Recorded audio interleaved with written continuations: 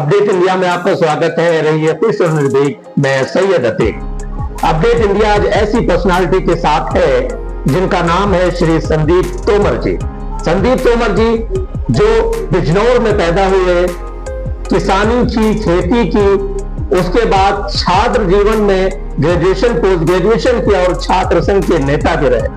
इस यात्रा को, शिक्षा की यात्रा को करते हुए आगे पुलिस में आए और आज अलीगढ़ रेलवे स्टेशन के जीआरपी प्रभारी हैं श्री संदीप तोमर जी। इससे पहले एक महत्वपूर्ण घटना बताएं। जब आप मथुरा में थे तो आपने करोड़ों रुपए के सोने की, चोरी हुए सोने की वसूली की, और अभी अलीगढ़ में सिर्फ मार्च में आए हुए 3 महीना हुआ, आपने मार्च में ज्वाइन किया और यहां भी तकरीबन कई लाख का जो सोना यात्रियों का चोरी हुआ उसको वसूला। इस जून में 3 बड़े इंपॉर्टेंट काम हुए।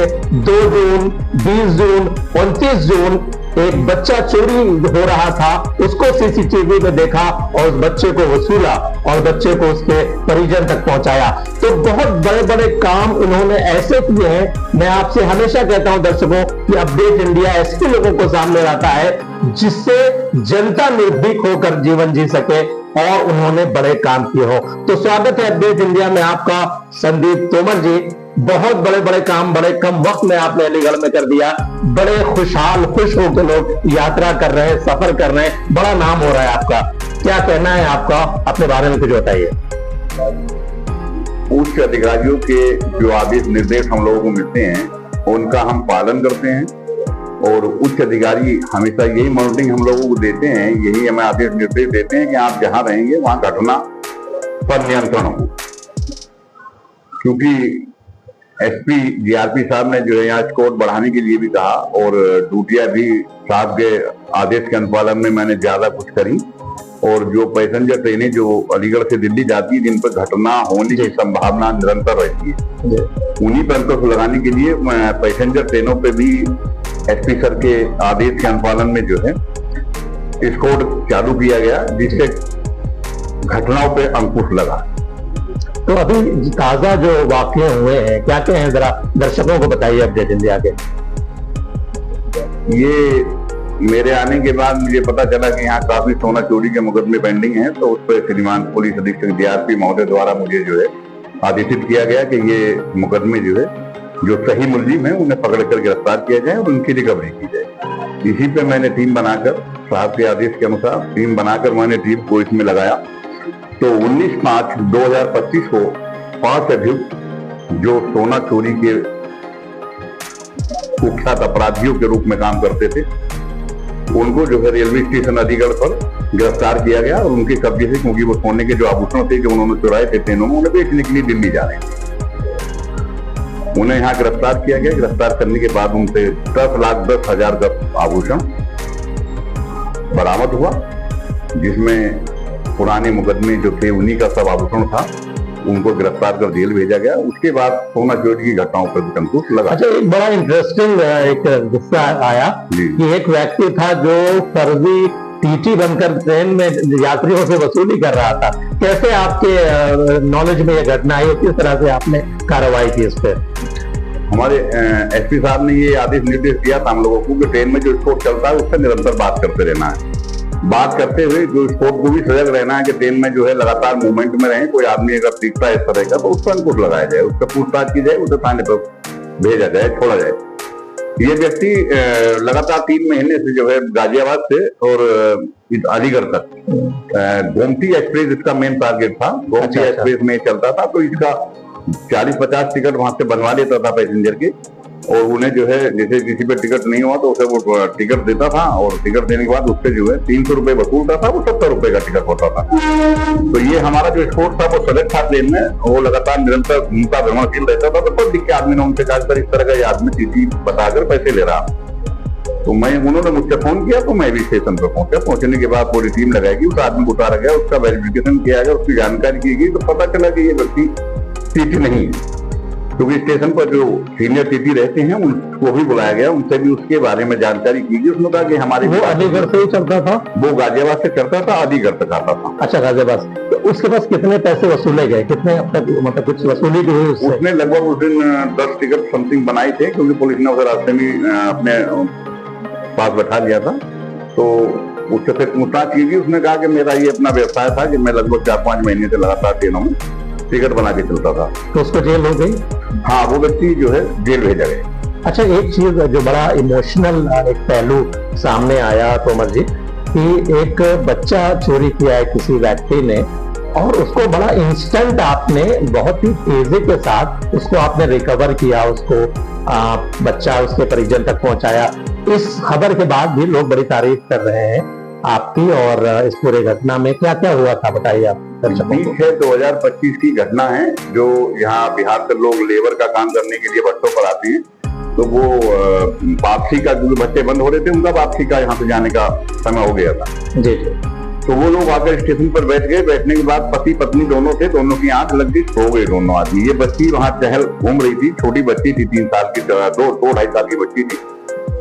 ये व्यक्ति जो बिहार का रहने वाला था, उस बच्ची को गोद में उठाकर चला गया। जब उसकी माँ की आंख खुली तो उसने देखा बच्ची मेरी यहाँ नहीं है। वो आनंद फानंद में मेरे पास थाने पे आई, मैं थाने पे मौजूद था। उसने कहा कि मेरी बच्ची चोरी हो गई। तो मैं तत्काल प्रभाव से अपने एसपी जीआरपी साहब से वार्ता किया। एसपी जीआरपी साहब ने, क्योंकि वो एक्सपीरियंस उनके पास ज्यादा है मुझसे, उन्होंने तत्काल मुझसे कहा कि आप तत्काल 4-5 टीम बनाइए। 4-5 टीम को बनाने के बाद साहब के आदेशानुसार एक टीम मैंने नगर निगम में भेजी सीसीटीवी देखने के लिए। साहब ने कहा कि संदिग्ध स्थानों पर भी एक टीम रवाना करो, जिसमें रोडवेज और सभी बस अड्डे हैं, प्राइवेट बस अड्डे हैं, सब पे रवाना हुआ। एक टीम मैंने स्टेशन पर रवाना की और मैं अपनी टीम को लेकर मैं सीसीटीवी पर बैठा। सीसीटीवी पर जब बैठा तो मुझे नगर निगम वाली टीम ने बताया कि सर एक आदमी एक बच्चे को लिए जो है प्लेटफार्म की तरफ, जो है कानपुर एंड की तरफ चढ़ रहा है।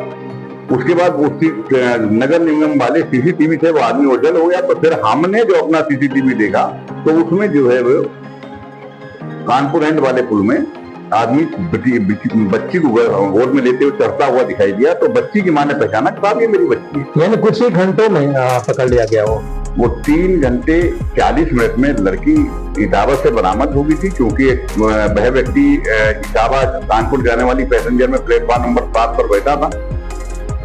क्योंकि वो ट्रेन जैसी निकली उसमें उस व्यक्ति को नहीं फिर देखा गया, तो इसका मतलब ये कंफर्म हुआ कि उसी ट्रेन में बैठ के व्यक्ति कानपुर की तरफ गया है। तो इसी पर कानपुर वाले सभी स्टेशनों पे द्वारा फोन अवगत किया गया और कंट्रोल द्वारा भी सभी को सूचना दी गई।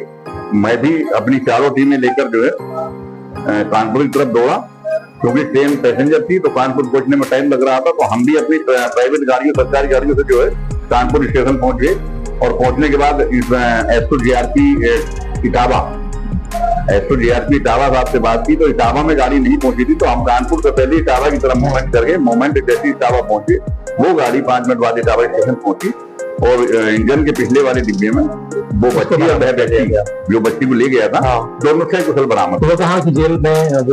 वो अलीगढ़ जेल में है और बच्ची के अपहरण का मुकदमा लिखा गया उसी के। वो बच्ची कहाँ की थी? मैं मिस कर गया। बच्ची भी बिहार के रहने वाली थी। अच्छा, एक चीज और तोमर जी देखने में आती है जो आम बातचीत में, कि नॉर्मली एक इंस्टेंट लोग मुसाफिर इस बात को ध्यान नहीं देते यात्री कि वो जो ट्रैक क्रॉस करते हैं जल्दी के लिए, उसके लिए भी कोई टीम गठित है या सीसीटीवी सर्वेलेंस पे उसको देख करके आप? नहीं, उसमें हमने भी 2 टीम दोनों एंड पे लगा रखी है, क्योंकि बीच में हमारी बैरिकेडिंग लगी है। तो इसमें तो निकलना संभव नहीं है यात्रियों का, मगर जो दोनों एंड पे जो स्टेशन उतरने के बाद कुछ रास्ता निकलने का है, वहाँ फोर्स लगा रखी है।